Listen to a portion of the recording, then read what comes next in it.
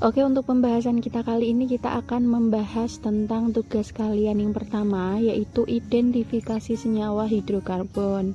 Di mana tugas kalian kemarin adalah diminta untuk mencari tahu gimana sih suatu sampel itu bisa dikatakan mengandung hidrokarbon atau tidak.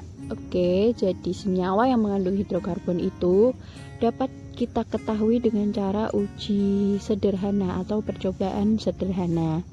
Nah, yang pertama yaitu karbon dulu. Jadi ini pengujiannya itu kita akan jadikan 2 hidrokarbon dulu, mohon maaf, baru hidrogen dulu. Nah, untuk karbon, ini alat-alat yang digunakan seperti pada gambar, ada statif, klem, kemudian tabung reaksi yang diberi sumbat, dialirkan pada pipa kecil yang mengarah ke gelas kimia yang berisi air kapur atau CaOH2, di mana nanti sampelnya itu akan dibakar, dan kita akan ketahui setelah dibakar nanti apakah akan dihasilkan gas yang akan membuat air kapur ini berubah.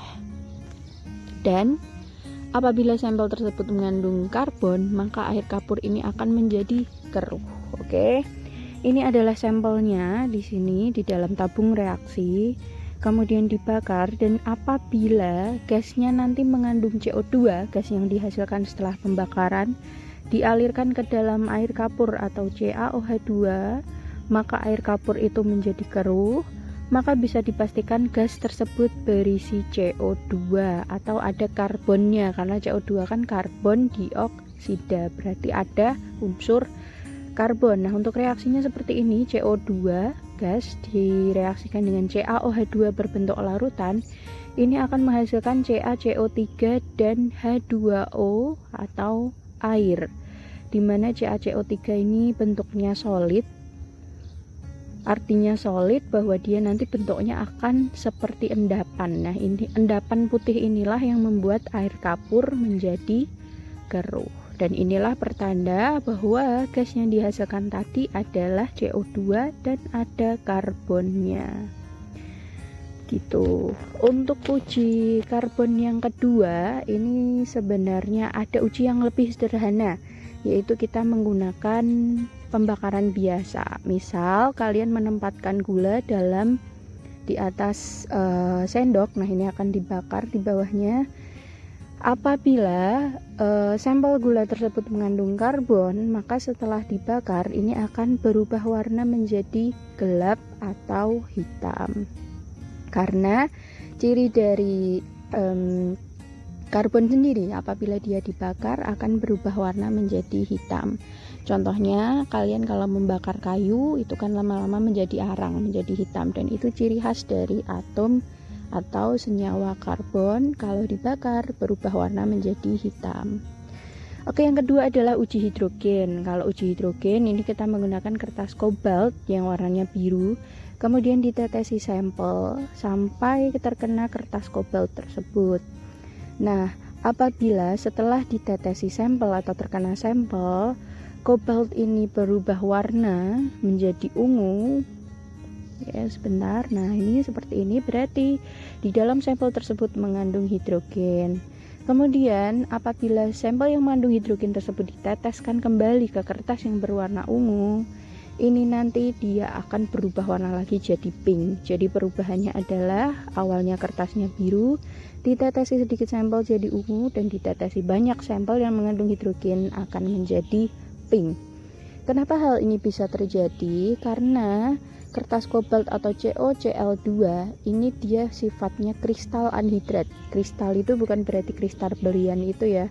Kristal itu adalah susunan dari atom-atomnya CoCl2 ini berbentuk kristal, di mana susunannya rapat, dan anhidrat ini adalah kemampuan untuk menyerap air. Jadi ini bila digambarkan, oke, ini kita akan mencoba menggambarkan susunan dari kristal CoCl2, di mana susunan kristal ini sifatnya akan rapih. Oke, ini kita akan gambarkan. Ini adalah susunan dari kristal CoCl2, di mana kristal CoCl2 ini sifatnya anhidrat atau punya kemampuan menyerap air. Nah, apabila sampel hidrogennya sedikit, ini dia hanya bisa mengikat 2 molekul hidrogen dalam setiap molekul CoCl2. Jadi setiap satu CoCl2 ini dia mengikat 2 H2O atau 2 air, seperti di gambar. Biru itu CoCl2, merah kita misalkan sebagai molekulnya air. Nah, ini akan membuat susunan kristal dari CoCl2 ini agak renggang. Nah, kerenggangan dari struktur ini akan membuat pemantulan gelombang cahaya akan berbeda, sehingga awalnya biru dia menjadi ungu. Kemudian apabila sampelnya ditambah, ini dia juga punya kemampuan untuk menambah menyerap air menjadi 6. Artinya setiap satu molekul CoCl2 mampu menyerap molekul air sebanyak 6. Nah, ini kan berarti semakin renggang, semakin banyak air. Berarti penyerapan dari CoCl2 tadi bertambah dan susunannya renggang, sehingga warna yang dihasilkan dari penyerapan gelombang warna ini akan lebih berbeda, akan lebih ke arah pink. Ini perbedaan dari penulisannya. Untuk yang kertas kobalt CoCl2, kemudian yang ungu hanya menyerap 2 H2O, dan untuk yang berwarna pink menyerap 6 molekul air atau 6 H2O.